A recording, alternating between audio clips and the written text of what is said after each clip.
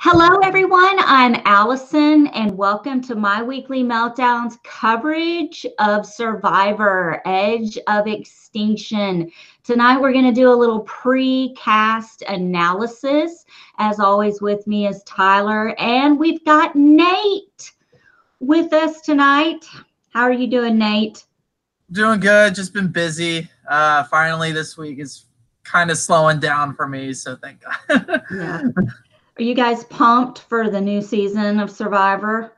Absolutely. You know, I'm more excited than I think a lot of fans are. I think a lot of people are poo-pooing the theme of this kind of new version of Redemption Island. A lot of people really don't like Survivor players coming back after they're eliminated. But honestly, I'm not that worried about it because I think no matter who comes back in, I feel like it's very unlikely that they'll get to the end and win against somebody who has been in the game the entire time.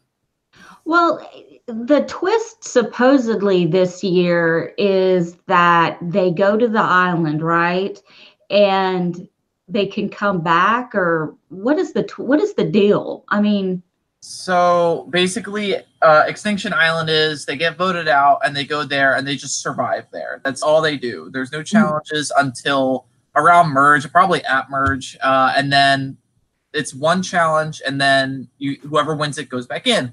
If you lose, you stay on Extinction Island, and then there's another re-entry point, probably at like when there's 4 people left, and then it becomes a new final 5. The biggest differences with this time is that, one, you're not eliminated if you lose the challenge. The entire cast can be on the jury this season. You stay on Extinction Island as long as you want. The other thing is, the first time that they come back in the game, nobody knows that they're coming back. They're not telling them this time, oh, by the way, you have a second chance this season. According to, this is from Jeff, so I think this is true, unless I'm wrong. But yeah, so I think that's a good part about it. One, they're not telling them, because I think that's what made the Outcast twist better than Redemption Island in season 7. But it's not that great. I think people don't like the fact that anyone can make jury this season, because that's a place earned rather than just oh, you're voted out and you just have to survive. I think it's going to be a lot harder than what people are actually doing. So you can be the first person voted out and go to Extinction Island and stay there until the very end and possibly be on jury. Yeah. Or you will be on jury. Mm-hmm. Yeah. Okay, I got you. But they have the option, of course, once they get voted out, they have the choice whether or not they want to go to Extinction Island, or if they just say, I'm done, I can't do this. Peace, thanks, Jeff Probst, goodbye.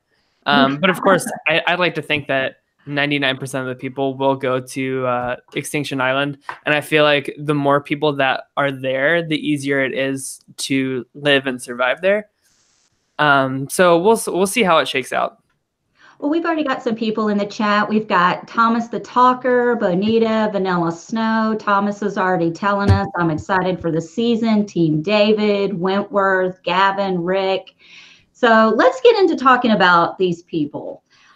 First on our list is Dan the War Dog de Silva. So first, I want to say, I feel like this is the season of tattoos. I feel like everybody and their mother has at least one tattoo on their body somewhere.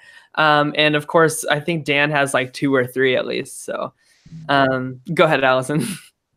No, I'm just saying, somebody in the chat is asking, what will qualify as a quit this season?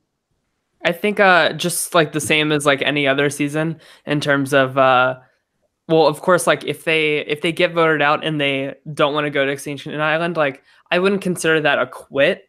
But if it's not a medical reason for them leaving, I would qualify that as a quit. Okay, sounds good. Yeah. But yeah, so we have Dan the War Dog. He is a law student / former military, of course. 3 words to describe him are confident, self-amused, and passionate.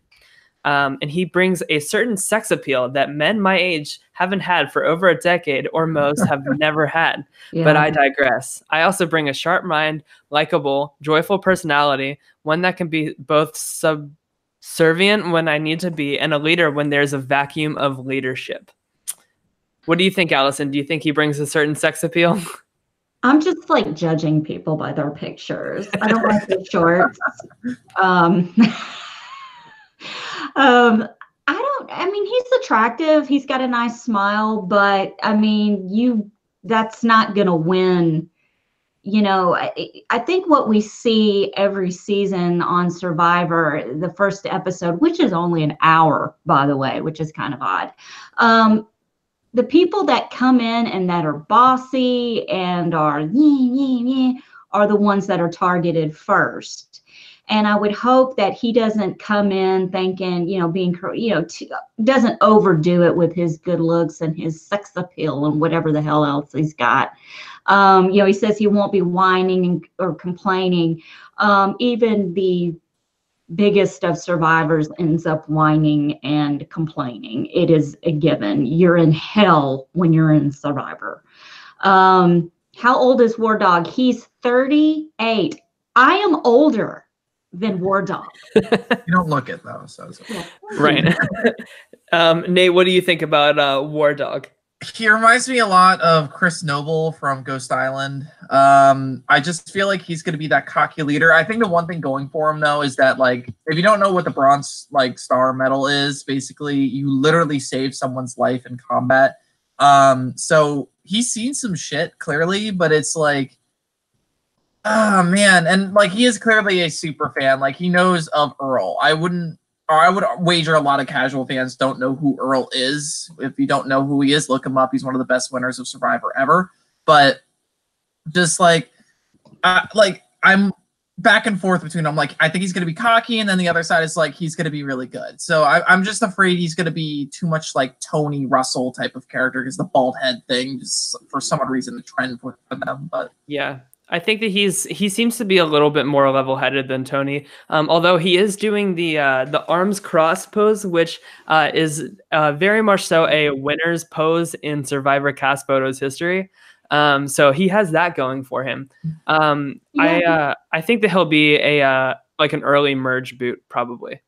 Yeah, but look, he means business. Dude's got his own name tattooed on his bicep. War Dog. Oh my God.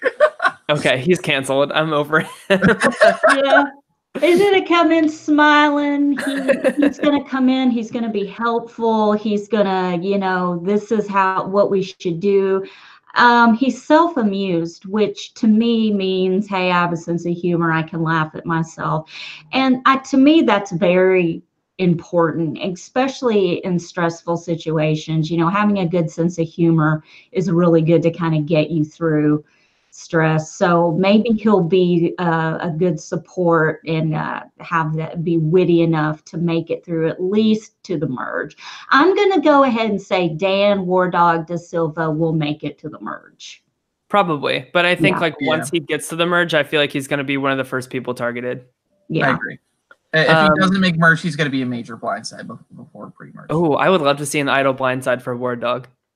I always am fascinated with the bald-headed guys who start out with no hair. Just if that's like going to end up being a what do they call it? A horseshoe situation going on up there. What would Joey Lawrence do if he was out there with no blow dryer? I don't know what Joey Lawrence would do without a blow dryer, man. I mean, he kind of has the Joey Lawrence kind of vibe going. So his nickname is Whoa.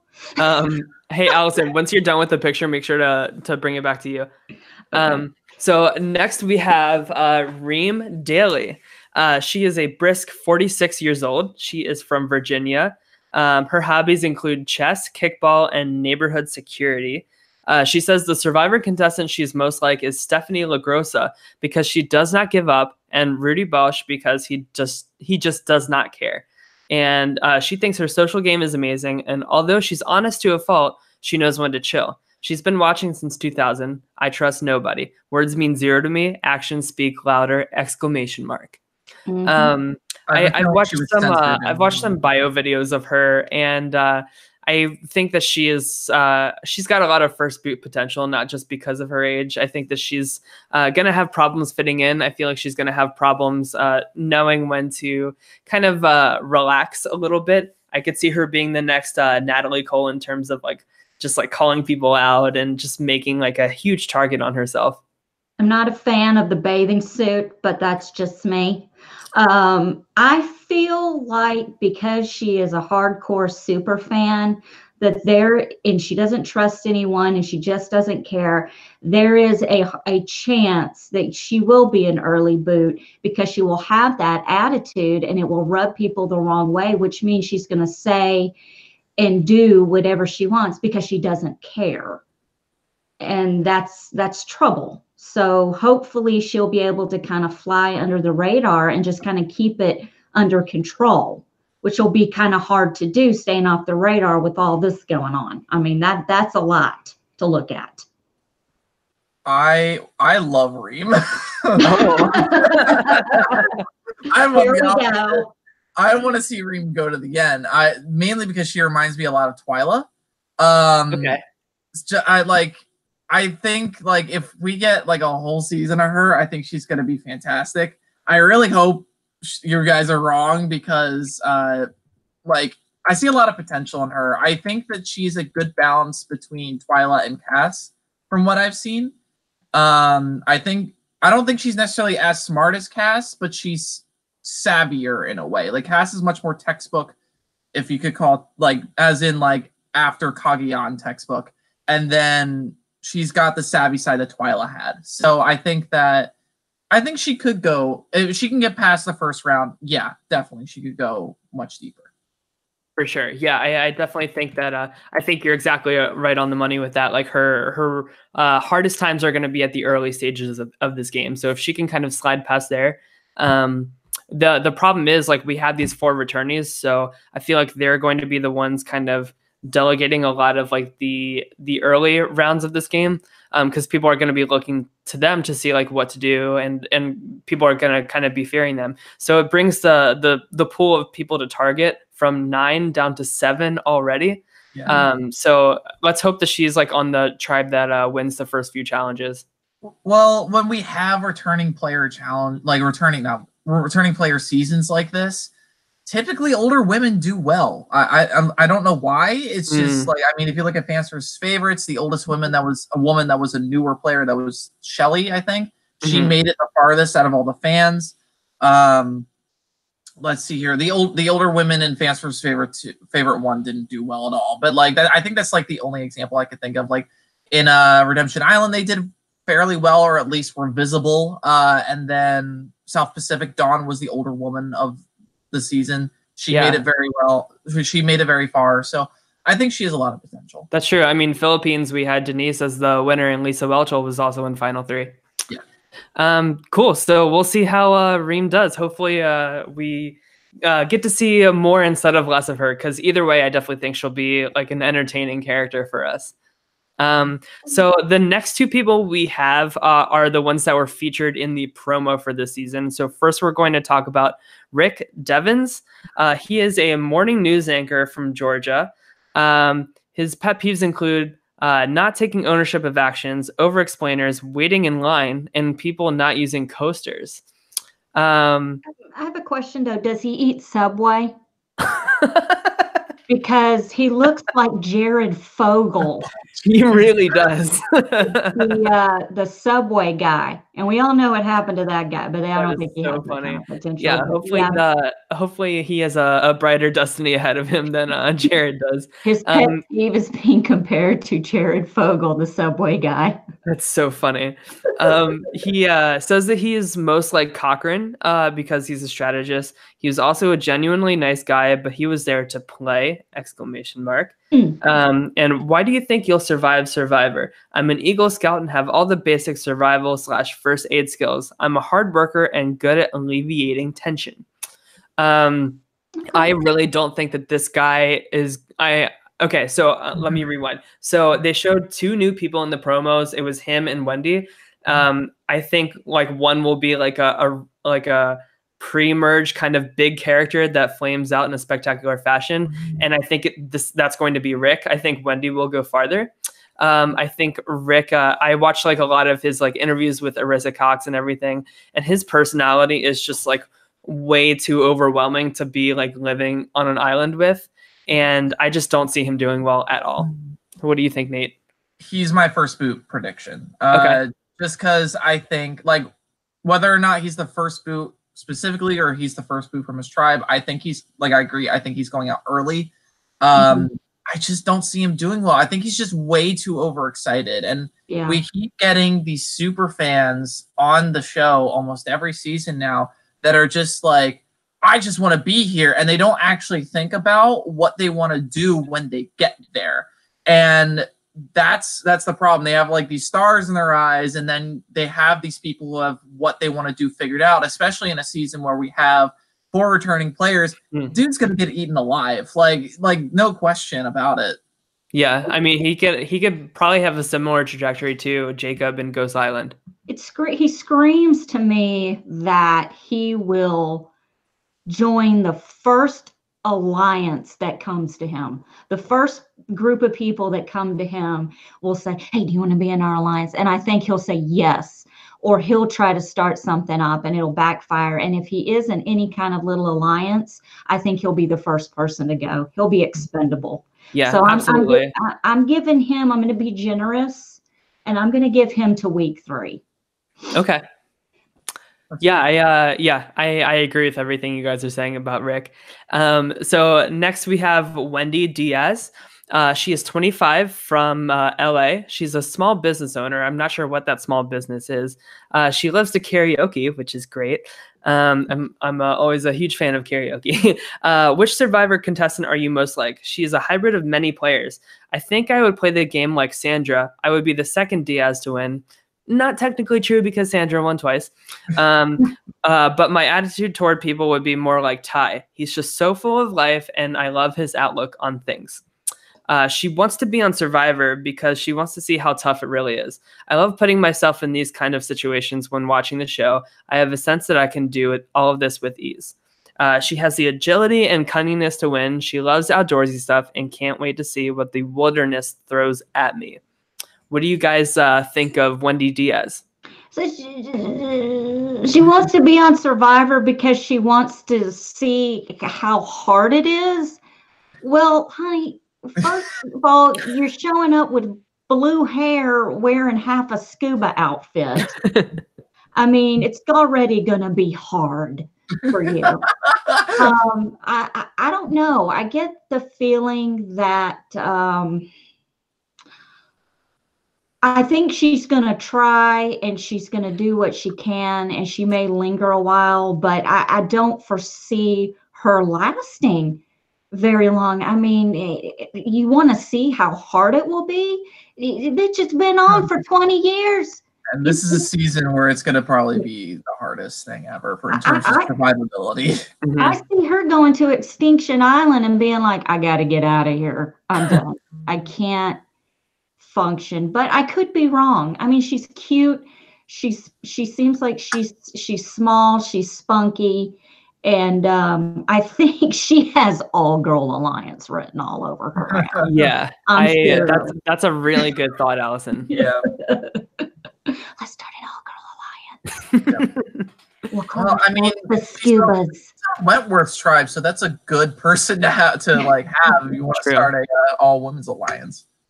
Yeah. So the only reason I'm like not super high, but like kind of high on Wendy is, like I said earlier, like she is shown in the promo along with what's his face, Rick. So I think that, like I said, I think Rick will be the spectacular flame out, and I think Wendy will probably go deeper than she probably should in this game. So I'm excited. I'm excited to see how she gets there. I'm excited to see how she plays the game. I think that she comes off, like you said, Allison, as somebody that's like spunky, full of energy. She's 25. She's and I always like when somebody wants to play like Sandra. So that's a point in her favor for me. So I'm excited to see what she does. Although my one point against her, she said in an interview that her favorite season was Survivor Worlds Apart. So first of all, terrible opinion. Yep. Second of all, Joe's going to be there, so I just hope she doesn't get digmatized by Joe Anglim. Well, he's not on her tribe, so that helps too. Yeah, that's true. She does. Oh, and Thomas the Talker said everybody's saying that she's cute. She is cute, and she reminds him of Alex from BB19. Yeah, but I don't think Alex used words like idiosyncratic. Am I saying that right? Also, idiosyncratic is a word that sounds smarter than it actually is. Like it just means like particular or something like that. Like it's not anything like amazing. Yeah, it's like I don't even know what that means. What does that mean? Anyone? I have no idea. Someone in the chat look that up. I think it's like specifically or like particularly or something like that. Then say that, okay? Because you're not impressing anyone. You're just making me have to work and Google shit, and I don't want to do that. Mode of behavior or way of thought peculiar to an individual. So it's nothing that's like specific. It's just like, oh, I'm weird and goofy, like haha, emo, like that type of thing. Yeah. So emo. I'm emo and in a black turtleneck, y'all. I'm idiosyncratic. Okay, so sorry, I was like reading the next profile, so I didn't even hear what you were saying, Allison. I just tune you out like always. So the next person we have is Lauren O'Connell. She's 21. She is from California and now lives in Texas, and she's a student at Baylor University. She loves to binge watch Netflix series, sleep through her alarm, and eat party-sized peanut M&M bags in one sitting. She mentions M&Ms in like 3 of her questions. So M&Ms are my favorite candy. So, you know, Lauren, I totally feel you there. She said the Survivor contestant she's most like is Parvati Shallow. Her infectious smile, smart wit, and expertise in using her sexuality has won her a place in my heart, and I feel like my gameplay could be similar to hers. I also strongly relate to Kelley Wentworth's gameplay. She's unapologetically herself, dominates the physical demands of Survivor, and is a threat in any type of challenge. Ideally, I would play the game as a perfect mix of these 2 powerful females. Now, I watched like a lot of her videos with like Arissa Cox and everything, like her one-on-one interviews with her. And she reads to me as a lot more intelligent and put together than 21 years old. I really like a lot of what she's saying. And I think that she, like out of everybody that we've talked about so far, she's definitely like my highest that I'm feeling out of anybody. And I like that she is a huge super fan of the game. Like she said that her favorite season was Heroes versus Villains. And, you know, that for somebody that's 21 years old, that impresses me because that means she's like really gone back and like binge watched like pretty much like all of the seasons of Survivor. I feel like that she and Wendy are going to be besties immediately and be in that all girl alliance. Seriously. I mean, she just seems like,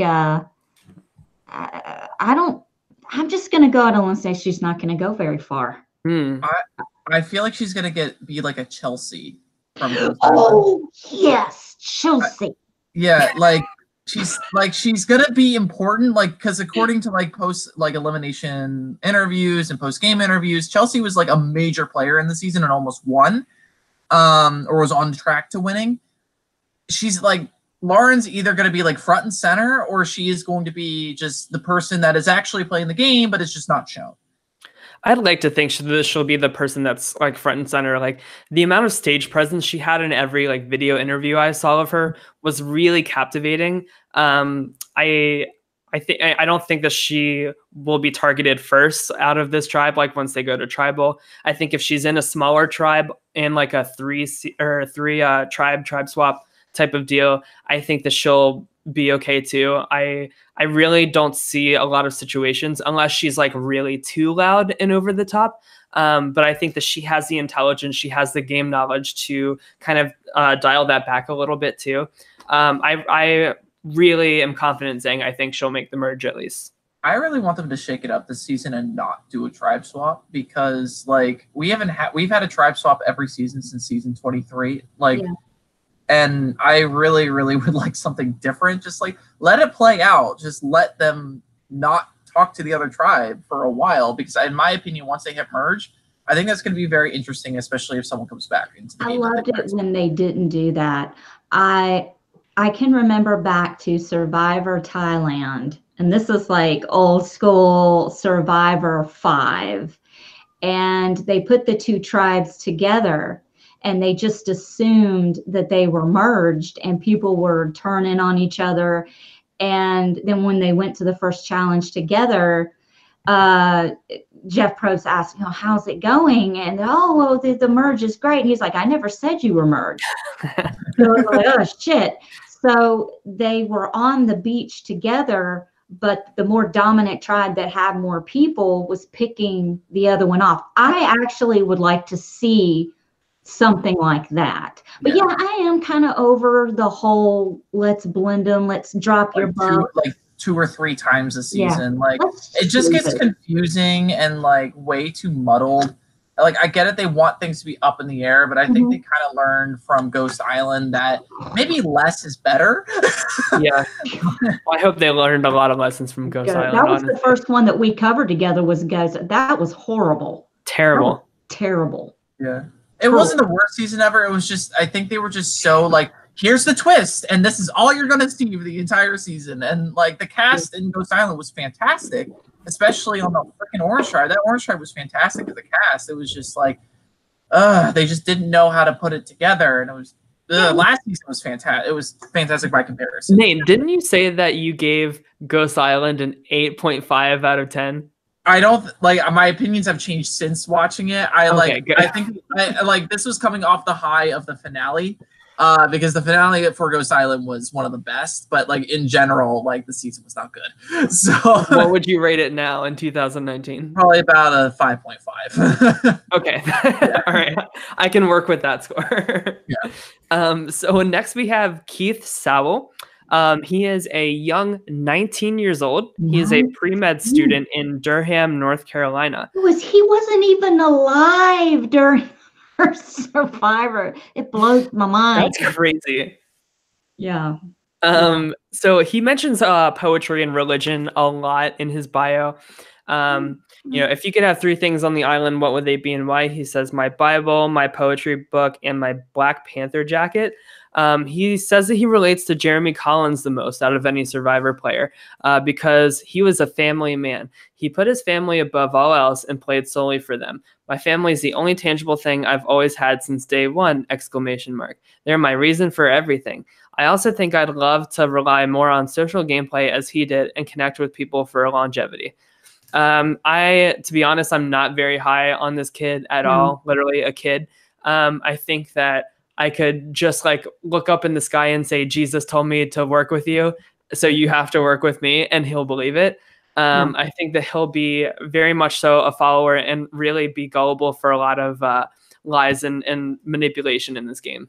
Well, let's just first of all, his handle on Twitter is @churchboy16. Oh my God. But here's the thing. He's very close to his family, and that's a good thing. I'm not dogging that at all. But sometimes when you're that young and you're really close to your family and you're sheltered or somewhat, we really don't know, but you can get away with saying and doing things with your family that you can't get away with doing with a group of strangers. Like he could get away with saying certain things and talking about the Bible, but it's going to rub people the wrong way. So he's really going to have to watch that. Be yourself on the island, but also understand that you are going to be with the people who are a lot older, been there, done that. They're not, I'm just afraid that at being so young, they will kind of go, okay, dude, like, oh, we get it. But, not everything that works with your family is going to work with you. Your friends might think you're funny, but strangers aren't going to think you're funny. Yeah. Okay? I know, they've been casting a lot of like really young people lately on the show, and they've historically done pretty okay. They've gotten like upper middle in terms of like Julia Sokolowski, Michael Yerger, what's that kid in Millennials versus Gen X? I can't remember him either. Will something. Yeah. But I don't think that this kid is going to kind of go along with that. I mean, like this this question like really sums up everything that I feel about him. They say, what's your personal claim to fame? Getting the Jackie Robinson Scholarship because I never before achieved something on a national level. They had over 3,500 applicants, gave interviews to 140, and only awarded 63. To be a part of that 63 still leaves me in awe, and I know it's only by God's grace. Like, sure, you're religious, but like you won that in my opinion, you won that scholarship because of your hard work and dedication and passion for getting the scholarship. And he isn't even taking ownership of any of his accomplishments. And I feel like he'll probably do that the same in the game. I feel like I'll see a confessional of him saying like, oh, it's only by God's grace that I survived this tribal council. And that's just going to drive me nuts. Yeah, listen, I'm a Christian. I believe in Jesus, but I'm not going to spray it everywhere. You know what I'm saying? Yeah. I don't bring it up every 5 seconds, you know? So Heath is like, I can't get a good read on him. And like, either that means like he's going to be out early. Whenever I don't have a good read on somebody, it either means they're out early or they make it really far. And it's just, I don't really know where to place him. I think like, sometimes he'll like be great. Sometimes he'll like be bad. Like in all honesty, I kind of get the Brandon Hance like feeling off a little bit. It's just like, I think he's going to hold on to something, and I don't think he's prepared. Like Brandon Hance was the same age, I think, about the same age when he was first on. Yeah. And it was just like, I think he is going to be a follower, but like if he gets far, I think he has a very good shot at winning. So it's just, didn't Brandon Hance like hold close to his religion and then kind of lose it a few times and then rolled it back in? Yeah, I could see that. Also, Brandon Hance almost won South Pacific, so that's a little known fact for people who don't remember South Pacific or didn't want to watch South Pacific. But no, yeah, Brandon almost won. He didn't win because he was stupid and gave up his immunity necklace for someone that didn't deserve it whatsoever, Albert. And but yeah, no, the entire jury was like seconds away from literally unanimously voting Brandon to win. So that's how close he was. So it's just, we'll see. We'll see if Keith has the same trajectory. My money is on that it's not. And I hope for my own sanity in covering this season that is not the case. So next we have Chris Underwood. I like this one. I wonder why. So we have another tatted fella. He's 25. He's from Greenville, South Carolina. He's a district sales manager. He loves surfing, camping, anything outdoors. Pet peeves: laziness, political Facebook posts, people who are all talk and no walk. Which Survivor contestant are you most like? Malcolm because of his charm, Rob because he's a leader but also manipulative, Spencer because of how well he understands strategy, and Ozzy because of his skills in the water. So he can't name just one Survivor. He has to name 4. I think that this guy thinks really highly of himself. In the interview with Arissa, he's like, yeah, I'm a salesperson, but I don't think people are going to think I'm a salesperson. And then he has that salesperson smile. Tyler's always got to take a verbal shit on the good-looking guys. It never fails. I'm gonna take a verbal shit on him in a second. Nate's gonna take a verbal shit on my Chris Underwood. Look, let me go on my tangent, then y'all can have your little virtual bowel movements. I like him. I think he's a good-looking guy. I think he's beautiful. I really don't think he's going to go far because he reminds me of the guy from last season. What was his name? Dan. Yeah. He's got a lot, but I think he's whatever, like the charismatic, whatever. He's got a charisma. Yeah. Charismatic. He's got a good smile. He's magnetic. I would follow him and I don't even know him. And I just think that he might be just more of a physical threat. I think he'll make it to merge. I love the tattoos. I'm really excited for Survivor. You want to mention that? I think that he'll make the merge also, but that's just because he is like a charming young guy. I just think that I think that he's going to have the same exact path as as Dan last season. Nate, go ahead. I want to hear what you have to say.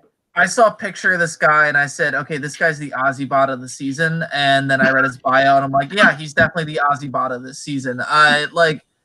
He thinks like he reminds me of Ozzy in Survivor Micronesia, like Fans vs. Favorites 1. He thinks he's all that. He thinks he's gonna win it. He thinks that he's just gonna charm the women. This is probably the worst season for this guy ever because there's women on his tribe, Kelley, that will act just strategically tear him to shreds. Like this guy is going to have his head put right back up his ass, and it's just gonna be. It's going to be hilarious for me to watch because I always love it when an Aussie bot is one-sided.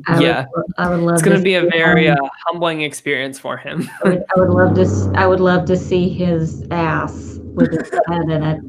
The ass, it doesn't matter. I mean, look at that. Oh my God, I'm so fangirling right now. Ew. Okay. Sorry. It's okay. I mean, he is good looking, yes, but like I was just totally turned off when he like this is literally how he said it. He said to Arissa, he's like, "I'm in sales," and nobody would ever think that. And I'm like, you have that face of like a salesperson that's lying their ass off just to get like a better commission check. Like Brian Heideck. Ugh. Yeah, like get out of like yes, like a used car salesman type of. I just feel dirty, just like talk and not in a good sexual way. Stay away. In 20 years, he'll be overweight and still trying to sell cars. Yeah. But he's just 25 and just. Oh my God. All right. Well, anyway, so our next player, speaking of Kelley Wentworth, we have the one and only Second Chances Queen Robbed G. Otis herself, Kelley Wentworth. Her bio is so funny to me. So hobbies include photography, walking my dogs, and witchcraft on the weekends. So that's a callback to the Witches Alliance and Second Chances. What's your personal claim to fame? Wentworth does not count ×9, which I loved. Who or what is your inspiration in life? Anyone who won Survivor on their first try. And which Survivor contestant are you the most like? Kelley Wentworth from Second Chances, and I think she was also on Survivor San Juan del Sur. And they say, why do you think you'll survive Survivor? I survived for 38 days last time. I think I can handle one more day. If out of all the returnees, I think this is Kelley Wentworth's season to win. I am very high on her chances. I think that her tribe setup is very well because of what you said, Nate, about the whole Chris kind of imploding on like the alpha male thing. Kelley has a long history of taking those alpha males down. Wentworth does not count ×9. I think the 3 other returning players that are playing with her, I don't think are direct threats to her really at all either. Aubry's the only one that really stands a challenge for her in my opinion. Yeah, I mean, like I really think this is either Kelley or Aubry's season 2 win. Yeah. And I think that one of those 2 women will win the season, which I'm happy with either timeline. But I'm just really happy to see Kelley Wentworth on my screen regardless, because she is absolutely one of my favorite Survivor players, and I can't wait to see how she does this time. I watch that Savage Blindside every night before I go to sleep. It's like Kelley Wentworth is one of my favorite players of all time. I think she really understands the game, and I think the best thing going for her is that she's played twice, and one of those times she went out before the merge. Mm-hmm. I think that is going to definitely work for her work in her favor way more than people like Joe, for example. But like Kelley is like. She has this reputation. If you go on like Facebook Survivor fan pages, they're ripping Kelley a new one because they're like, why is she back? She was terrible the first time and she wasn't that entertaining the second time. I'm like, okay, shut your mouth about Second Chances. She was awesome. First of all, Survivor San Juan del Sur isn't real Survivor. Yeah. Like, it's not real Survivor because of the fact that you're playing in pairs. It was Amazing Race in Survivor. That was literally the season. And unfortunately for someone who is textbook like Survivor fan, it's a much harder season to do well. And if you remember, almost all the like super fans that season were out by top 8. Like they were all just washed away because they couldn't adjust. The people that not watched the game, not watched the show before, all the recruits, those are the people that did really well because they were like, oh, okay, so I'm just learning how I go along rather than having to relearn everything that you watched before. Yeah. So Kelley has the most potential of winning this game. Yeah. Rob Has a Podcast did really great deep dives for each of these 4 returnees, and I highly, highly suggest everybody go listen to those because they really did a great review on Kelley Wentworth in terms of, you know, her run in Second Chances was just one hell of a story from start to finish of just being an amazing underdog and really being so scrappy from the bottom where she should have been the one to go so many times. And she holds like one of the records for like most weight loss percentages out of like any player too. Like she was just down to like skin and bones, and she was like still scrapping up until the very end of this game. And I think like I totally agree, Nate, about her first season not going well because she kind of had this like, large weight attached to her shoe, which was her dad, who was really just like self-imploding her game. Yeah, Allison, what do you think about Kelley? I didn't see the season that she played. I think that's one that I missed. San Juan del Sur or Second Chances? Del Sur, I think I missed. That's fine. You're not missing much. I really like that season. So shush. To me, she just looks like a boss. Like she just looks like a boss. Like, just get it out of the way. That's all. She has a lot of self-awareness too. Yeah, I mean, I think this is good for her. I'm excited, you know, to see what she does. I like her. I'm riding high on her. So our next returnee and the last person for this tribe is David Wright. Love David. 44 from Philly. He was previously on Millennials versus Gen X. He said in his interviews with Arissa Cox, he said that he's going to try to be a little bit more of a social player. He said he has a lot of regret for not asking Ken to let him go to Fire at Final Four. And he was worried about like him asking him about that would cause Ken to like have distrust in him and just create like a bunch of like ripple effects that lead to him getting out anyway. So I feel like David is going to play this game a lot more fluidly, a lot more loosely. You know, like we all saw at the start of Millennials versus Gen X, like how out of place this guy was, not only in terms of surviving the elements, but also socially, just really not getting his handle on how to talk to people. But we're not going to see that David Wright this season. You know, he's already transformed. He's already we're bringing like day 30 whatever David Wright into this season of Survivor. Mm-hmm. So I'm excited to see what kind of like run we'll get out of him. If he'll continue to play this like badass game that he was playing at the end of Millennials versus Gen X. He's such an inspiration to people like me who hate the outdoors, like just going to the mailbox, just ugh. But anyway, I mean, just the way he started and the way he ended, it brought tears to my eyes because he's like, I've overcome so much. I'm really doing this. And it's just really good. And I hope that he still has that, you know, fire in him. And it's true. I do think we are going to see day 30 David and not day 1. You know, I think that's very true. And I like him, and I hope that he goes far. I hope that he is not taken out because of how far he went last time he played. So fingers crossed on that one. I don't think David like I don't think his biggest like problem is the fact that like we're gonna see day 1 versus day 30. I think it's gonna be the fact that he has so many alpha males on his tribe this season. And I think that's not gonna work well in his favor. I think it's gonna help Kelley. I think if out of any match she could have gotten like to be on her tribe, I think David is probably gonna be the best one for her game.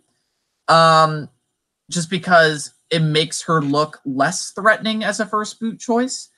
But it's just, David's challenge performance, I think, is just going to bite him in the ass this season. And I'm really scared that all that, like, I wouldn't call it karma, but like all that karma that he got from barely escaping the first few rounds of Millennials versus Gen X because of his challenge performance is going to come and bite him in the ass this season. That's what I'm really scared of this time.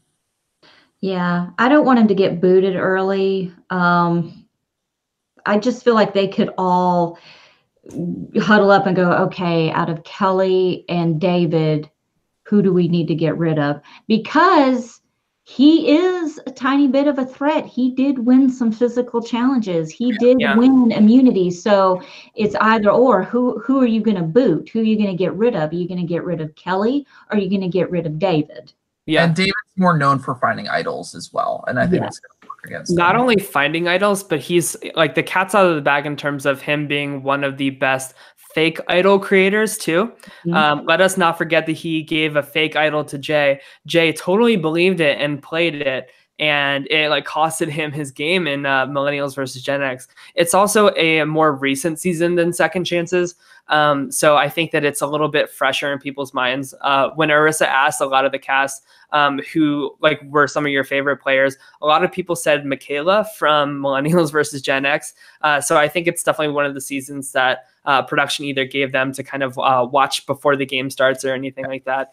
But that's not good news for David. And I think that him and Aubry both have this reputation of being a winner of Survivor, but not like with the $1 million prize, if that makes any sense. Yeah. And I think that kind of reputation can hinder both of them, but I think that it'll hurt David Wright a little bit more because like what you guys said with him, like finding the idols and being a little bit more of a physical threat. He's more impactful with his idol plays as well. I think that like credit to Kelley for like playing the idols when she did, because like the 2 times that she played them, it was either a 50-50 shot that like she was going home. I mean, final 6, she wasn't going home regardless if she played the idol or not. But like the Savage blindside, that really didn't change her position in the game. David's blindside of Lucy pre-merge, like that was one of the most explosive and game-changing idol plays ever in Survivor history. Like he went from the bottom of his tribe to having the most control over Gen Xers. Yeah, and it was. I think a lot of people, if they did see Millennials versus Gen X before this season started, they're going to remember the Lucy blindside because Lucy was a major threat, like going forward in the game, and he recognized that and immediately took her out like freaking like Katniss Everdeen at the end of the whole trilogy. Like it was, we got rid of one dictator, let's get rid of the next one, and that was why it was such a big surprise. Yeah. So we'll see how David does. I know Deb has been super high on David Wright returning. She said that like so many times on our show. So I would assume that that's who she's rooting for this season. But we'll see. He's the one that I have like the biggest question mark in terms of how I wonder how he'll do this time. Yeah. So next we have the other tribe. It's called the Kama tribe. So first we have the one, the only, Joey Amazing. Can I say something real quick before we even get started on this? Is it about his mustache? Okay, stop it. Just, dude, you're not Errol Flynn. The handlebar must stop it. Quit immediately. And I'm over the man bun. Okay, I'm over man buns and I'm over just stop it. Okay, this guy. Before and I'm just gonna say my piece and then go for it. It's done. I'm done with him. I'm just done. I don't know what it is. I'm just done with Joe. I can't. I just can't. He's a good guy, great play, whatever. But I'm just like, I just don't. I don't. Okay. I don't care. And you lost me. Like I was ready to go balls deep with him. And then I saw this fucking picture of the handlebar mustache and I lost my shit. So that's it. That's all I got to say. Proceed. I think out of all of the returnees, I think that Joe has the worst odds of doing anything successful in this game. He when asked who his favorite Survivor player was, he said Sierra Dawn Thomas, because that's who he's dating in real life. What Survivor contestant are you most like? Kim Spradlin, kind and poised, but a gamer and player. If you were Kim Spradlin, you would actually have control over the game, have a social and strategic game, and win on your first try instead of being like an early merge boot. I think we're going to see the same exact story out of Joe Anglim 3.0. I don't think that he's learned from any of his past mistakes in his previous rounds of playing this game. And honestly, like I think that Survivor just cast him again to appease like the crazy cat lady casual Facebook page commenters. I'm not a casual watcher. Listen, but I'm over that. I'm over it. Like, it does nothing for me. Yeah, absolutely. But like, look at all of the comments on Facebook. Like, all of these like thirsty like 40-year-old women are like, "Oh my God, I can't wait to see Joe." I'm 40. I'll be 42 a week from today. I'm a cat lady, and I take offense to everything you just said. Nate, what do you think about Joey Amazing? So boring. He's so boring. Like, I don't understand. I don't understand why they keep bringing this kid back. Like, he doesn't learn. Like, yet, like, just as you said, like he said in like interviews already, he's like, oh, I'm going to change the way I'm going to play. I'm going to like bring down my challenge performance. The problem is, if you look at his tribe does not look physically strong, especially in comparison to the blue tribe. Like, yeah.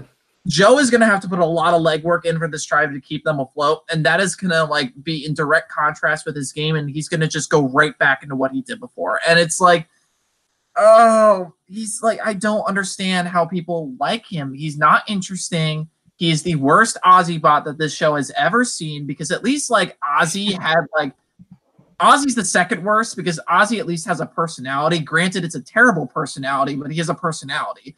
And it's just like, stop bringing him back. He's just not entertaining at all. He's not a good underdog. Like, yes, he wins challenges, but like Mike Holloway's a better underdog who wins challenges. Why? Because he actually has a personality. Like, that's why. It's just, and he knows how to play the game. Granted, play the game terribly, but he knows how to actually play the game. Yeah. So, just get him out as soon as possible. I want him on Extinction Island as fast as possible, so we can see him in the first 5-10 minutes, however long we have to see Extinction Island for in like every episode, and then we don't have to see him for the rest of the episode. And he's gonna ride that out, and he's gonna stay. Him and that hair and mustache, it's gonna stay on Extinction Island just to piss me off. And honestly, like the longer he's on Extinction Island, I think the move is to get him out and get him on that island as soon as possible, because that's the longer he's there, the more he's going to be withered away. And so the more weaker he's going to be like for this competition when he comes back. But of course, like nobody knows about Extinction Island. So I mean, but regardless, like people should be taking him out because he's such a huge threat. Like, I would rather see Andrew Savage over Joe Anglim. Yeah. I would rather see like paint dry than Joe Anglim. Bring back Chris Noble or Andrew Savage. Either one. I like they're better. Like, they're better players simply because they're assholes. That's the only reason why they're better. I mean, I would love to see Chris Noble back. Out of anybody on Ghost Island, I think Chris Noble is like easily like the one of the best people that could return, and he could have taken Joe's spot here. Honestly, he grew on me. Like, I didn't like him at first, and then he grew on me. He's so entertaining, you know. Yeah. Say what you will about his game, but like what Nate said about like having a personality, Chris Noble has a great, like, so entertaining like personality for reality TV. So let's do a 180. Let's talk about a really good player, one of the best in my top 3 of all time, in my opinion. We have Aubry Bracco. So we already talked about her kind of having this reputation of being a winner. I will die on this hill and say she should have won Go Wrong. And anybody on Reddit that's saying Michelle is a great winner is just such a contrarian. It's not even funny. She says, which Survivor contestant are you the most like? Aubry Bracco. She says, what's your reason for being on Survivor? I love Survivor, and I don't want Game Changers to be the end of my story. Season 34 was rough from the moment Queen Sandra said, "Thank you next" to my olive branch offer. Above all, I'm addicted to challenging myself, evolving, and saying yes to the experience. everything in life, good or bad, can be a gift. It's just a matter of perception. I think that she's poised to do very well. I'm excited to see that Game Changers isn't the end of her arc. And to me, she only has like room to go like even higher in my terms of like a Survivor player. Fun fact, if she wins this season, she will beat Parvati Shallow's record for the most days played on Survivor. Yeah, I heard that. Oh yeah, that'd be awesome. Yeah, I love her. I just love her. I could just relate to her. You know what I'm saying? Like, well, that's the thing. Like that is absolutely Aubry's strength, is that she is able to be relatable to basically anybody. She has this kind of a chameleon type of personality where she kind of empathizes and sympathizes really well with whoever she's connecting with. And it's such a unique skill to have. And like, think of like how like emotionally she controlled Ty in both of her seasons. Think about how she connected with Sari in Game Changers, how she connected with Sydney, this like mega like athlete. She really is versatile in terms of like, no matter who the person is, she's able to connect with them and kind of manipulate things in her favor through emotion. What do you think, Nate? I have a different opinion about Aubry. Oh no! I am not an Aubry fan. Explain yourself. I don't connect well to Aubry. I just think that's just me as a person. I like, my opinion on winners is that if you win the season, you were the best player of that season because you played the best game, therefore you deserve to win.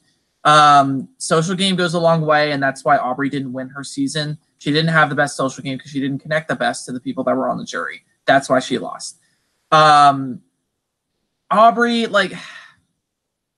I don't know if it's because I'm too similar to her, or if it's because or it's like I'm just a different type of nerd than her. I don't know. I just never connect to her when she's on the screen. I'm generally just kind of bored when she's on there, and I just kind of be like, okay, yeah, you're playing the game, whatever, let's move on. She's a game bot to me, and that's why I'm not like psyched about her. I think she deserves a third shot.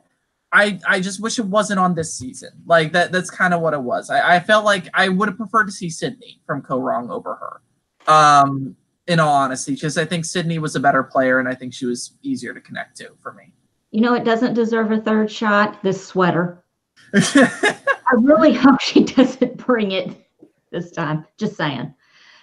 Oh, Nate, I'm sorry that you live in a world where you think Aubry Bracco is not a good player. I didn't say she wasn't a good player. I just don't think that she should be on this season. I don't connect to her. I never said she wasn't a good player. I don't think she deserved to win Co-Wrong. That's a different debate altogether. I think Aubry is a good player. She just comes off as game body to me. It's kind of the similar way as why I don't like Cochran that much. Cochran and Aubry are very similar. To me, I'm not entertained by them, and I just don't relate to them on a game or like a person. So level. Subjectively, like personal feelings aside about like being able to connect to Aubry, how do you think that she'll do on this season? She's gonna make Final Five. Like that's like she knows how to play the game. Like I agree. Like again, she is a good player. Like I'm not discrediting her gameplay whatsoever. I personally just don't enjoy her on Survivor, especially like I don't know. I don't know what her chances are. I think she's got the second best chance out of all the returnees to winning, obviously behind Kelley, but it's just she knows how to play the game. She just doesn't know how to close. I think that's her biggest downfall. We could talk about this like all night. I don't think there's anything that she could have done against like with Scott Pollard and Kyle Jason. I think that they just got by a female and they couldn't take it. And so they rewarded it to the weaker player that didn't really have as heavy of a hand in taking them out. They were what do you think, Allison? Sorry, I'm gonna go on. I'm just gonna go on like a huge tangent if you don't interrupt me. I love you because anyone who almost gives Tyler Lyons an aneurysm just makes me giddy. The look on his face of just sheer, I'm screaming on the inside. I'm killing you on the inside. The things I'm thinking right now. I mean, I have different opinions from a lot of like Survivor fans. For example, I think Parvati Shah is extremely overrated, but that's another debate. Deborah's in the chat. That I could get more on board with. F you, Nate. Are you going to take that? I also think that Sandra Diaz-Twine is the best Survivor player of all time. Oh, I love Sandra. I love her. Like you can't deny winning twice and then coming back for a third shot after winning twice and then surviving like up until for how long she survived. She should have been the first boot from her tribe, in all honesty. The queen stays queen. That's like I just think she's the best player. So like we're getting off track here, but yeah. Nate, I would love to see your list of like top 10 or 20 players. Oh Jesus! Yeah, there's a lot of like one-time winners that are on that list. Surprisingly, Kim is not on that list actually. Okay, canceled. I have a whole argument as to why, and it has a lot to do with comparison to the rest of the players on her season. So so just look at her cast. How many of them were actually smart? Yeah, but couldn't you say the same about like Scott and Jason and just like some of the other like people on Co Wrong, and that being a detriment to Aubry's game? I also think that's why she wasn't able to connect well to a lot of the people in the jury, and I think she wasn't able to dumb herself down, unfortunately. Whereas Michelle can. Well, back to this season. I'm glad that you are at least saying that she's the second best potential out of the returnees. I'm on board with that. I've been going back and forth with who's going to do better, who's going to win the season, Aubry or Kelley, and ultimately I am going with Kelley here. But I think that I'm on board with you. I think that she could make like final 5 at the least. Yeah. Allison, what do you think about Aubry on this season?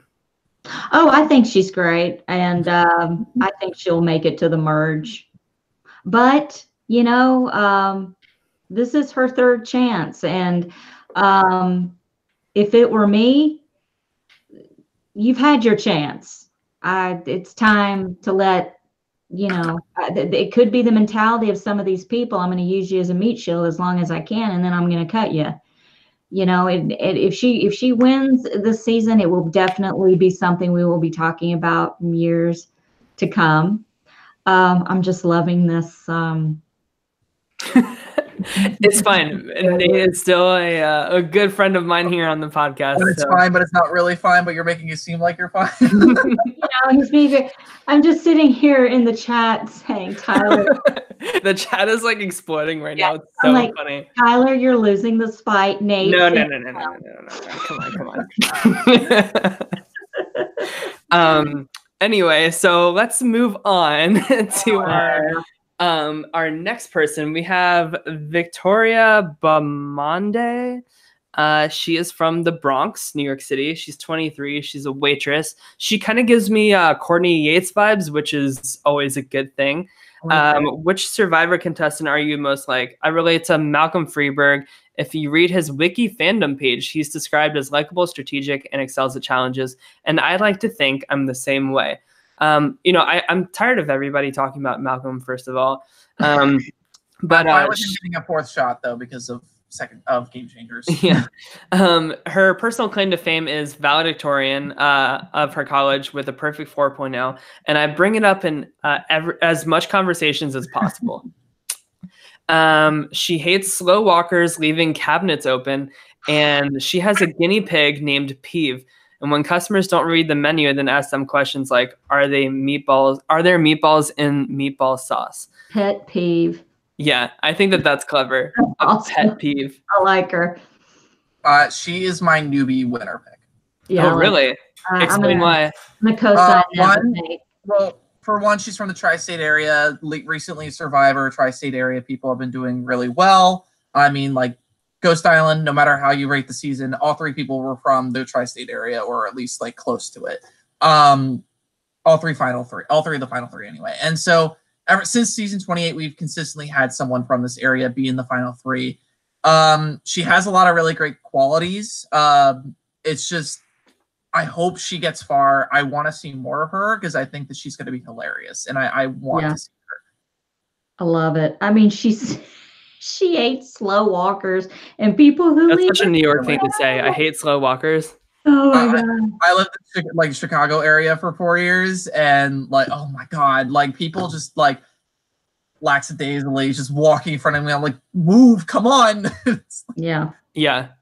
And first Victoria in Survivor history. It took 38 seasons, but and of course we have Queen Victoria from Big Brother 16. So hopefully this Victoria is a little bit more capable as a player in the CBS reality TV universe. Is she gonna draw blood like Victoria from Twilight? Oh, movie pun. I've never seen Twilight, so I don't know that reference. And I'm glad I haven't seen Twilight. Is this thing on? Is this thing working? Okay. So next we have the very infamous Ron Clark. He is our kind of celebrity-ish casting of the season. Allison, have you heard of Ron Clark? Who is Ron Clark? So he is 46. He is a teacher, and he owns the Ron Clark Academy. So he made this book called I think it's called the Ron Clark Rules of Teaching or something like that.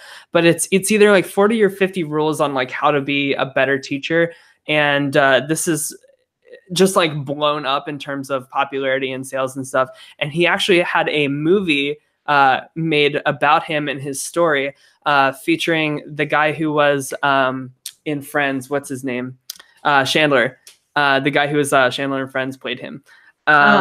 Perry. Matthew Perry. Yeah. So he seems like one of these guys who, like does these YouTube videos about how to be a hashtag entrepreneur. And he gives really vague career advice on everything and tries to hashtag motivate you. And the way to do that is by buying my product type of thing. No resemblance whatsoever between these two. I'm just throwing it out there. He says that he's a big fan of Survivor. Since Survivor Borneo, he's been hooked. My friends and I have hung on every episode, pausing constantly to debate moves and rewatching our favorite episodes again and again. I tell my students all the time that life is for living and they should seek to never have regrets. Dream big. After watching Survivor for most of my adult life, I finally decided to take my own advice and apply.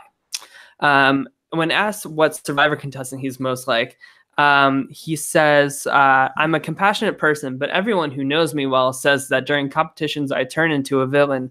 Ooh, watch out. We got a badass over here.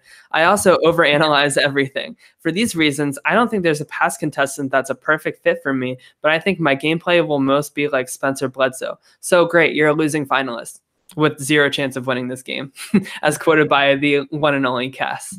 You just don't be an inspirational meme during the entire season. Oh, it's going to be that way. Don't sit there and give speeches and shit, and find a shirt that has the same color pocket.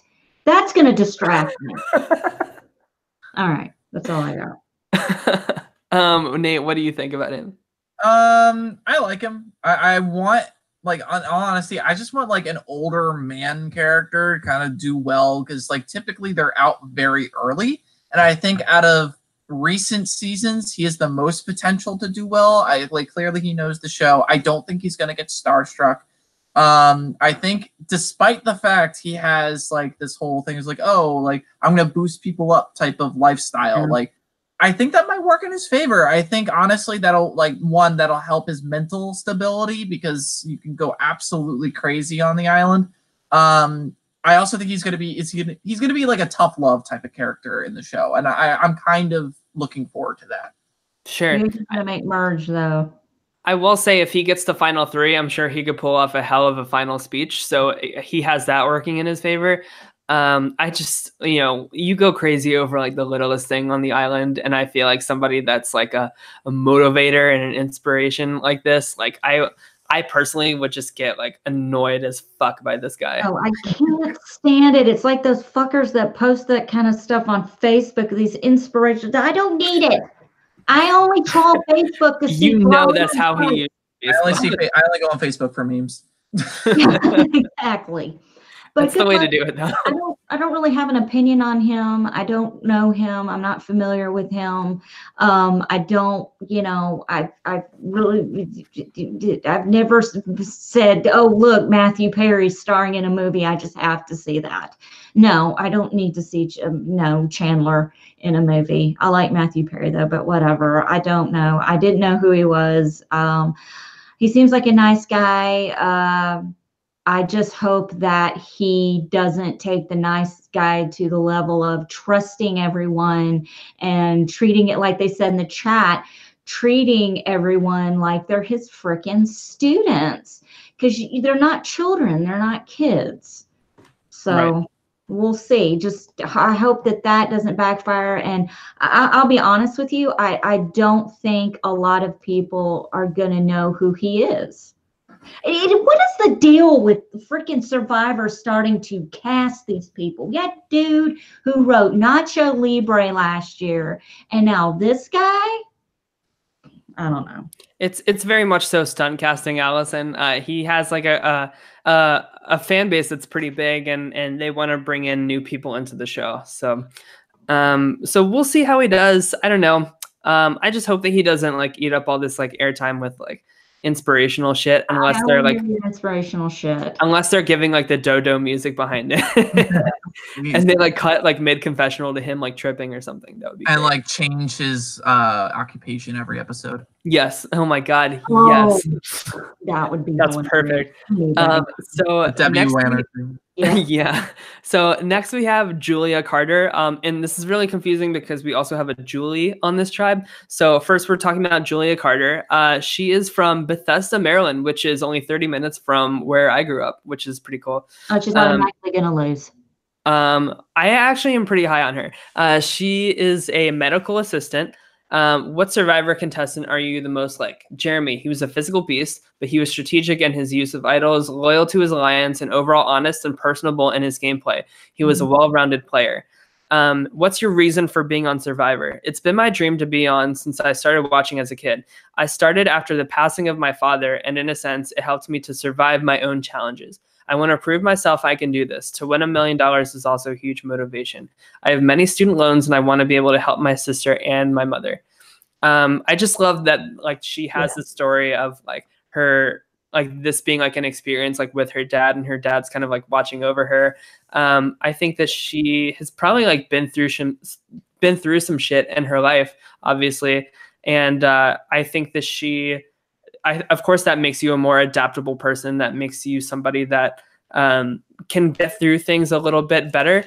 And I think that I don't really like Jeremy Collins as a Survivor player. I think he's very like, okay. But the things that she's recognizing in him being good stands out to me. You know, he's overall honest and personable in his gameplay. I think being personable is a very, very good skill to have in Survivor. And the fact that she is like identifying that is a point in my favor for her. What do you guys think? She's my nominee for Purple Edit of the season. What? Purple Edit. What's the purple edit? What is that? The Chelsea edit. Not visible at all. She's cute though, and she has good eyebrows. Yeah, like I mean, I like her as a person. I think she's great. The main thing that sticks out to me as to why is because she's a medical assistant. That is typically people who are not shown that much. If you're a doctor, if you're someone that is not Peter, basically someone who's not just high and mighty of themselves, you're not really shown if you're a doctor. I don't know why. It's just very common. So, and I don't know. I hope she does well. I hope we see her as I hope we see everybody in the season. I like to see everybody in the season. I get the read that she's not going to be seen. I don't know why. It's just. I can agree with that, Nate. I do see she'll be someone that pops up. You're like, oh yeah, she's there. Because you do, whether you want to admit it or not, there are people that kind of, and then all of a sudden an entire episode will be about her, and then that'll be the one where she's eliminated or she was really laying low before, because if she knows the game and she's been watching it and she's very, passionate about it and used it to, really go through the passing of her father, and she really takes the time to understand the game, that maybe having a purple edit might work in her favor. Just looking at her, nothing screams to me that she's a threat or she could take anyone out. I don't know. I can just see her in the background waiting to pounce until it's time. And then voicing her opinion and showing her teeth at a tribal council. I can see that. That's a good point. Yeah. So that is Julia. So next we have my least favorite person out of this entire season. I really hate this guy. I agree with you. So we have Eric Hafemann. He's 34. He's a firefighter from Chicago. 3 words to describe himself are enthusiastic, outgoing, and spontaneous. I feel like this fucker is like a washed down version of Brendan Shapiro, who is a washed down version of just your like Andrew Savage type of game player. This guy thinks really highly of himself. I really feel like he is a recruit, because Arissa Cox asked him, "Who's your favorite castaway?" And he says, "Tom Hanks." Ha ha ha. And then she's like, "No, but like, who's your favorite?" And she's like, "Oh wait, is that what we're called, as castaways?" And then he can't name a favorite past Survivor player. Like, this guy has like zero knowledge of the game. So later Arissa asks him what's his favorite season, and he like stutters for a while, and he's like, "Can I get a pass on that? I don't know. Like, this guy has no idea what he's getting himself into, and he's just gonna play this like just alpha male, like douchey kind of role who has zero knowledge of the game. And I hope that he's like blindsided, and I hope that like he is made a mockery of on this season of Survivor, because they cast like people like this instead of people like me, Allison, Nate, people that like love and cherish this game and really appreciate like what it is. But then they cast like these like dodos. Like, I'd rather watch JP on Healers, Heroes, Hustlers than this idiot right here. Like this, yeah, JP he's like had an idea of what he wanted to do. Like, JP was very aware that he was a big physical threat, so he toned that down by playing down a strategic game, which he did on purpose. He kept his cards close, and he had to, especially after the whole Allen situation in round 1. But like, this guy, do we really need another Albert? Like, seriously, no one liked Albert in South Pacific. Why do we need another one? Like, stop casting people like this, please. I feel like Jeff Probst like gets off on this character type. Because he is Jeff Probst. I mean, look at him. It's like, look, it's like watching himself. The guy just looks like a douchebag. Okay, I'm just gonna say, I don't have anything. I'm not gonna read up on him. I have a feeling he's gonna last long. I have a feeling he's gonna make it to the merge. Final 5, 6 maybe. He's just gonna go far. I just feel like he is. It's just. I hope not. I really hope not. And I'm there with you, but for some reason, these guys, these are the ones that, oh, we want him out of here. We're all going to gang up and get him out. And then they go play the immunity challenge. And guess who fucking wins? Individual immunity. It's fucking Eric's of the world.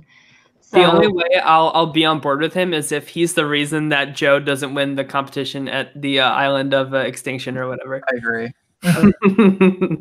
And then he goes to the final and loses. That would be great. So I mean, that's all I have to say about him. If you guys want to move on, there's one other person he reminds me of, and I can't remember who it is. He was in San Juan del Sur. He was the 4th boot, blindsided by the women. John. That guy. Yes, I think so. I could see that. No, not John. John Rocker was 3rd boot. Rocker. It was Alex's older brother. It was Drew Christie. That they put a penis joke in the season 4. Yeah, that guy. Like this guy reminds me of him, just slightly smarter and more of a douchebag. Like that's it's just not much smarter. Like maybe like this much smarter. It's making me yawn just thinking. Well, if he's making you yawn, let's move on to the next one. We have 3 more here. So our next person is Aurora McCreary. She's 32. She is from Florida. She's a divorce lawyer. She loves rock climbing, adventure racing, and brunch! She's direct, ruthless, and athletic. What Survivor contestant is she most like? She's like Tyson for being a manipulative, mischievous prankster, Sierra for her attitude and foot in the mouth moments. I like that. And Michaela for her diehard competitiveness. We don't see a lot of success with lawyers on Survivor, except for Nick Wilson last season. But I think this first boot. Like, yeah, exactly. Yeah. But I think Nick's Southern charm really helped him out and separated him from the tropes that lawyers have. When we think of like another successful lawyer in Survivor history is Cass, but she had no chance of winning. Like she just ended up like going very far. Eliza's another one. What's that? Eliza. Yes, exactly. The lawyers that they cast, especially women, are really kind of cold shoulder-y. And especially if you're a divorce lawyer, like you are literally your job is to like manipulate a case to make sure like a parent doesn't get time to like visit their kids and, like fighting over stuff they probably shouldn't have and everything like that. I mean, the good news is for her is that she knows how to remain neutral. I think for a divorce lawyer, you have to. It's a bit different than other types of lawyers because you have to be able to see both sides very well.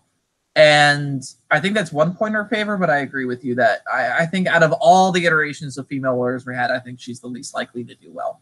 Yeah, definitely. Like I get like an Ice Queen kind of vibe, and not in like a rootable way, I don't know. Just the whole like divorce lawyer thing just really stands out as like a big like dark cloud over her. Allison, what do you think? Not into it. Not into it? Not into Aurora at all. I feel like she's gonna be bitchy and rub people the wrong way. Shit, I just don't know, man. I just get that feeling that it's just gonna. I don't even think she'll make it to the merge. If she does, hey, I'm wrong. I'm ever really right. Although I did pick Wendell as the winner. But I don't know. There's just something about her, just the way, I don't know. And it's not because she's beautiful and I got a big zit on my face. It has nothing to do with that. It's just, I don't know. I just think she's going to rub people the wrong way. I just don't see it going very far. And she's named after Sleeping Beauty. So whatever. I didn't see it. She does really. I didn't even see it. She does. One point in her favor, to me anyway, is that she really makes it a point to say that she loves the gays. One of her pet peeves is people who are homophobic, and I believe I heard that she got a tattoo after the Pulse shooting in Florida. So we were talking in the chat about Ron Clark potentially being gay. I'm not sure about that. I didn't hear anything about that, but they're on the same tribe. So maybe we could have like a Ron and Aurora alliance, and maybe he could bring some positivity into her life. So we'll see how that goes. So next we have Julie Rosenberg. We have another Maryland rep here. She's from Baltimore. But she currently lives in New York City. She is a wooden toy maker. She is 46 years old. Which Survivor contestant is she the most like? She's a combination of Stephanie LaGrossa for her tenacity, Sari for her humor and fun spirit, and Dawn for her propensity to have some emotional moments. I think that these are three really great Survivor characters, and this tells me that she's a really big super fan of the show, which is always a plus for me. She's also auditioned for the show 17 times, which is very impressive. Girl, I am right there with you. I have been auditioning for Big Brother since 2001. I feel you, sister. Like, sorry. Go ahead. Go ahead. The only thing kind of working against her, in my opinion, is I think that she's kind of like the oddball of the tribe. But again, like we do have Aubry, and I think that her and Aubry could kind of have this like alt girl kind of like alliance thing going on. Like we're like the on the island of misfit toys, no pun intended. Yeah, I don't know. I am highly positive on her. especially since she's 46, you know, always like the kind of older people stand out as like potential like first boots. But I don't see that being the case for her, especially when we have people like Aurora and Eric, and like you guys said with Julia being just kind of somebody who's like a little under the radar. She could be a little too quiet and make herself like a target for that reason. So I think that Julia will slip by here, at least to like a tribe swap or something, I think. I think she'll be fine as well. I honestly didn't picture someone that would match up with Aubry. I thought she was someone that would match up with Joe. I honestly think she'll be Joe's evil mom. Like she reminds me a lot of Denise from Philippines. That's always a good thing.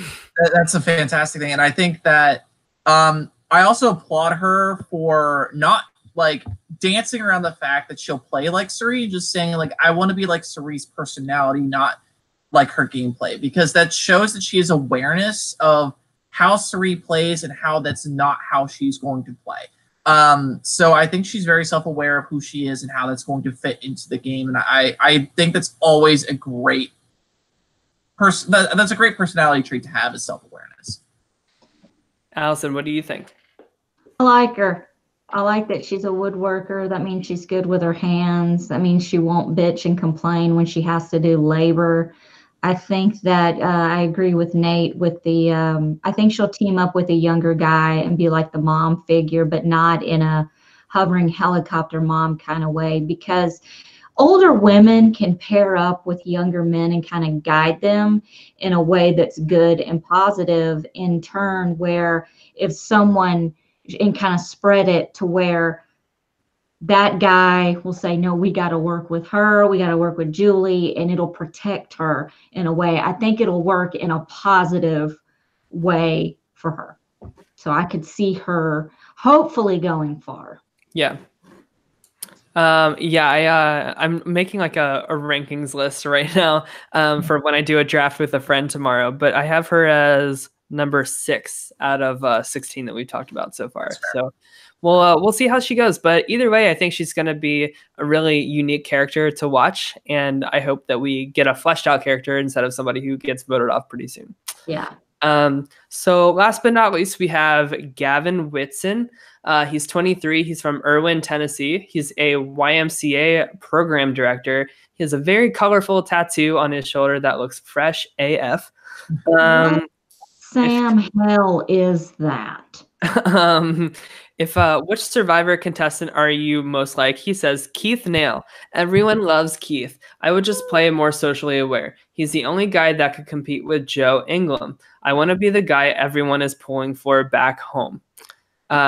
So that's always like a little bit of a concerning statement to me, because he's, instead of like playing probably like the most like ruthless game he probably can play, he's like worried about like making sure he's coming off as like the hero. He is newly married. I saw on like one of his interviews with Arissa, and he's just like super hyped about being a husband for some reason. I guess it's like a Southern thing. But he also plays Fortnite, which I hate that game so much. So that's a point against me. He was casted at when Fortnite was at its high point. Yeah. So that probably was a point in his favor then. Now it's not a point in his favor because we're like the internet's completely over Fortnite at this point.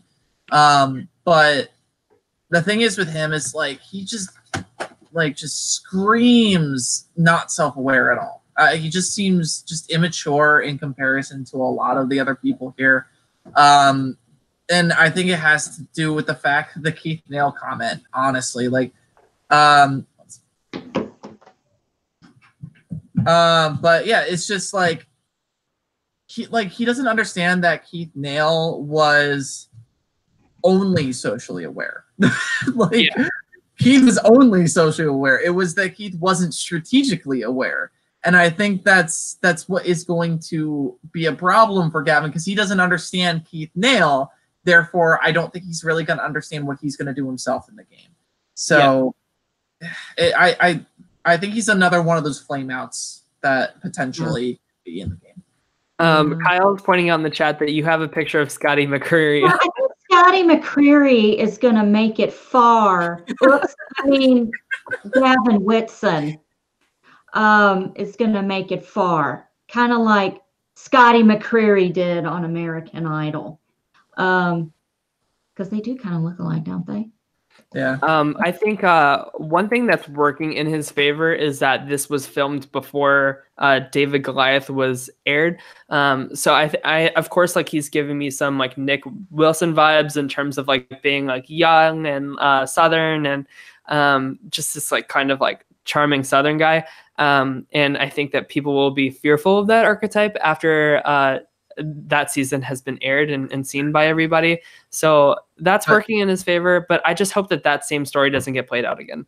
The thing is with Nick, though, is that like he also was a much more mature person going into the season. Like, he's gone through so many more life experiences that like people twice his age would never go through.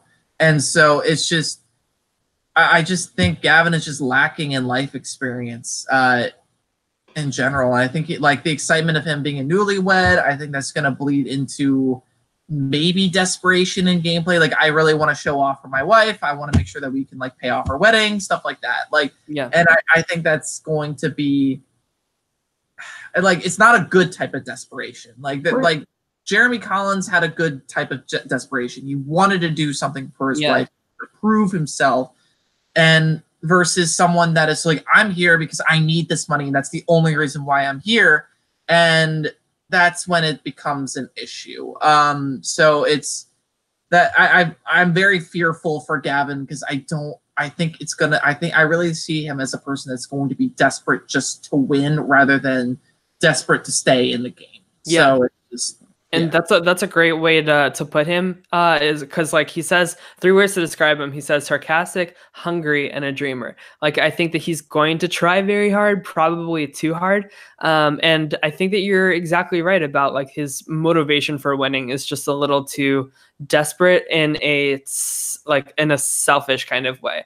Like he says, one of the 3 things that he could have on the island is a mirror, because he's got to make sure he's looking sharp for everybody at home. He says, you're on Survivor. No one gives a damn how you look after like 2 weeks. Yeah. Like, I will say though, Kyle in the chat says Keith Nail made it far as fuck both times he played. Don't sleep on him. I agree with that. If Keith made it a couple rounds further in second chances, he would have won. But I think Keith would have fell into a win. I don't think Keith would have actively made like a strategic effort to win. Like, well, Keith almost won both seasons he played. Like, he was one challenge win away from winning season 29, and arguably he was very close to arguing his way out of voting Missy out at Final 4, which honestly would have helped his game way more because I think people would look at like, we don't like Missy. You're the person that took out Missy, therefore we like you. Exactly. And, like, it's a vote against a finalist rather than like a vote for Keith Nail. And same for second chances. Like, they would be voting against like the juggernaut that was Jeremy, Spencer, Tasha, whatever, like that combo of 3 that he had there. Yeah. So, and that's kind of why I said that like Keith Nail was just more socially aware. He knows he's a very likable person, and he knows that it's his biggest strength. It's part of his Southern charm. He's a very real person. He is not someone who's built to play the strategic game. So therefore he comes across as more genuine when he is talking strategically to people. So,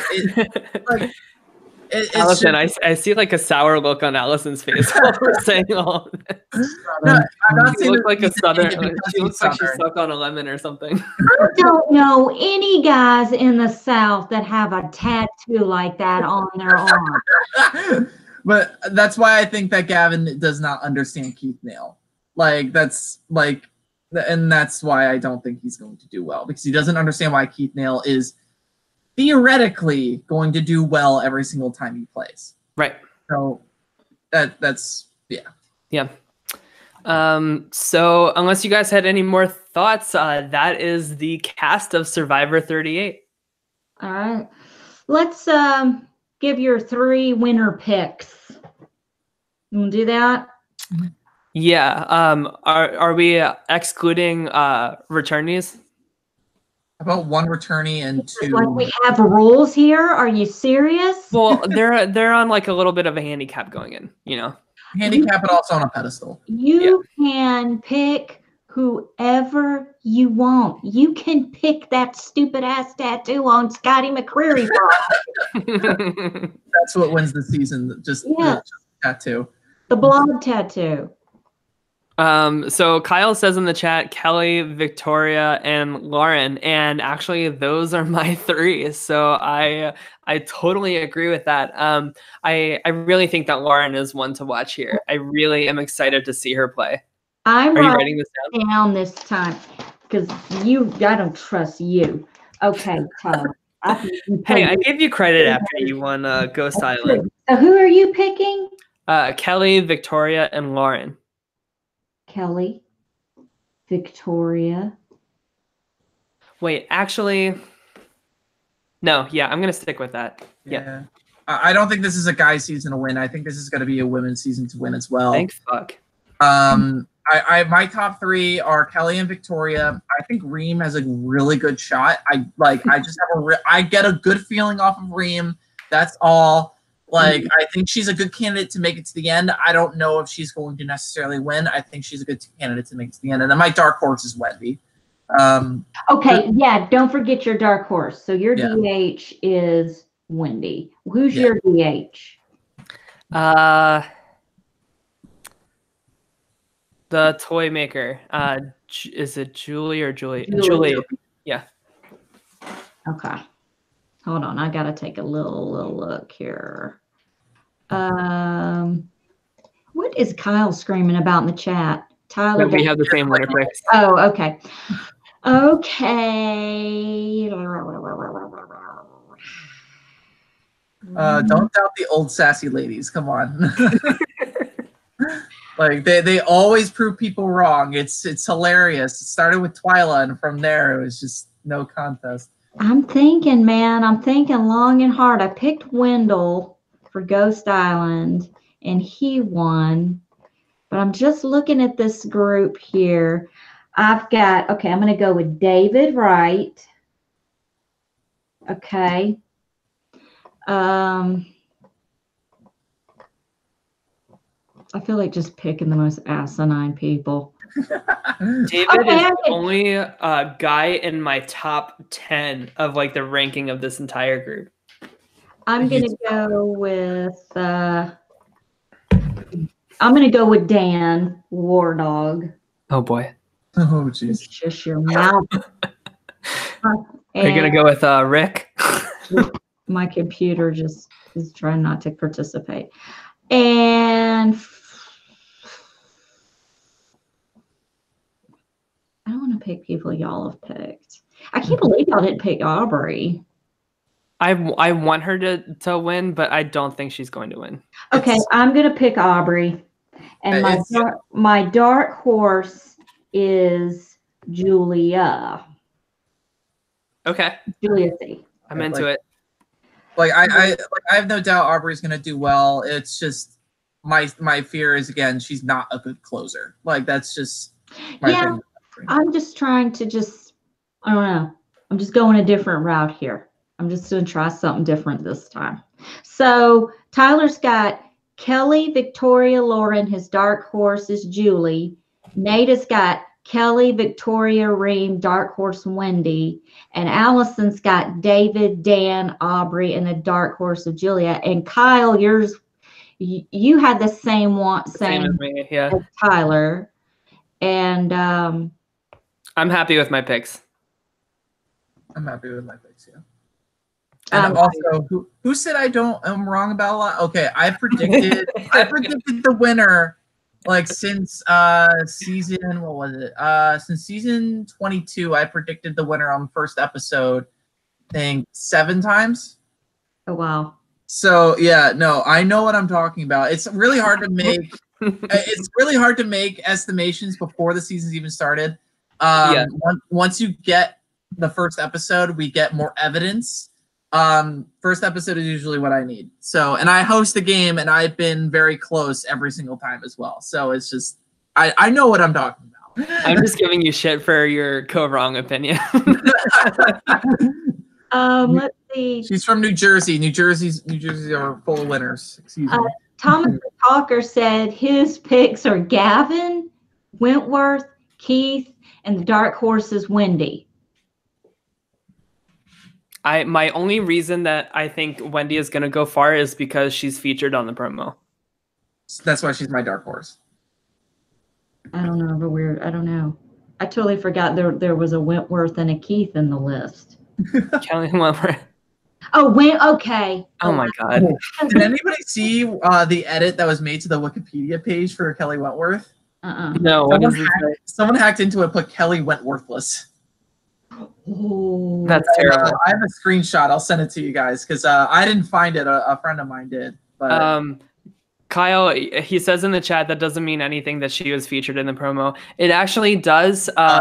If you look back at like the promos for each of like, God, for like so many seasons now, a lot of the people featured in the promo are either like a really spectacular burnout pre-merge, which we said will be Rick, the other person featured in the promo, or go very far and very deep and is a very featured person in the season. Or so the last couple, like I mean, Nick was featured. Ben was featured, and what's his face? Wendell was featured. So the last 3 seasons have all had winners featured in the promos. Yeah. So Allison just wants to see me fight with everybody. I had a moment. Do y'all want to hear what my blonde moment was? Sure. So I was looking at the people today, and Kelley Wentworth came up and I said to myself, "Oh my God, Kelley Wigglesworth's unrecognizable. Like she really has had a lot of plastic surgery." I didn't realize it. I kept thinking Wigglesworth was going to be on the show. She's done. Wigglesworth is done. Like yeah, I know she's done, but that would make Joe happy. That was my brain. It wasn't connecting, and then I'm like, "Oh, this is the other chick." For the people that don't know the Joe Wigglesworth thing, they dated for a bit. Yeah, and it was really weird. They made some kind of like jungle video together. I don't ever. Where they like painted their naked bodies. It was very weird. He's so fucking weird. Look, the man bun is dead. Stop it with the man bun, okay? I can't deal with it. Yeah, it's done. Just stop. Like we could have brought back. Like I would have rather seen Jay come back than Joe. 100%. I would love to see Jay back instead of Joe. Are you kidding? Like Ozzy is actually good at the game. Like everything you want in a player is Jay. It's just Jeff doesn't like Jay because Jay gives him shit. Like that's fine. Yeah, I also like your idea of Chris Noble coming back instead. Oh man, Chris Noble, Jesus. Chris Noble back. What a one of a kind character that was. Like everyone that was out before top 12 deserved to be in the top 12 in Ghost Island. Agreed. Stephanie Johnson, what a great Survivor player, or a character, I should say. Yeah. Well, she was also a good player. The fact that she was able to get Jacob to spill all that information without barely trying, like that's ridiculous. True. So there we have it. We have our winner picks locked in. So we'll see how it goes. But either way, I'm really excited about the season. Like I said earlier, I know that a lot of super fans are poo-pooing like the season because of the twist. But I'm excited. I think that the cast is really great. The returnees are 3 out of the 4, 75% are very good pick choices. Yeah. Yeah. And I can't wait to see how it all shakes out. I think it's going to be great. Nate, we're going to have you back in the middle of the season. Yeah. And see how things are going. Yeah, hopefully, like as I said before, I work a lot of nights, unfortunately. Yeah. We'll work something out with you. Yeah. We'll figure it out. But I think that's about it. Thank you so much for tuning in. Please subscribe to my weekly meltdown on YouTube, and please like the little Facebook page that only grandmas make nowadays, apparently. You can find me on Twitter at Summers SOMMERS 1977, and on Instagram at the.memphis.darling. And please follow a little friend of mine. He's an artist on Instagram. He is artist_amazed. He's 12 years old and he's an amazing little artist. So please follow him on Instagram, and please follow my cat Finley. on Instagram because, you know, he needs more attention than he already gets. He's at Finleys_Insty, FINLEYS_INSTI. Tyler, how can people find you? Tough act to follow, you know, Finley's Instagram. But you can find me at TLyons, TLYONZZ. Follow me on Twitter and Instagram. Twitter's where all my Survivor and Big Brother thoughts go. And Nate, plug away. What have you been up to? What can people watch? How can they follow you? Let us have it. So my Twitter at Hatsmania, HATZ Mania. As I mentioned before, I host a game. It's called The System. We just wrapped up filming for season 4 last week. Within the next month, it should be premiering. I'm very excited. It is a fantastic season. And it's got one of my favorite twists that we've done so far. So I'm very, very excited for this season to start. How can they find it? How can they find this? Look up my YouTube channel, Nate Rosanski, NateRozanski. You should find it that way. If not, you can. There is a Facebook page, and we will be posting episodes there as well. So. Okay. Hey, what's your Twitter? Hatsmania, HATZ Mania. Okay, I just wanted to make sure I was following you. Cool. Well, guys, we will be back Wednesday evening at 9/8 Central. The premiere episode of Survivor Edge of Extinction is only an hour long. That's weird. But anyway, we'll see how that goes. So again, guys, thank you so much for watching. And we will be back Wednesday for our live after show to recap Survivor Eggs of Extinction. Episode 1. Okay. Thank you. Bye, guys. See you later. Bye.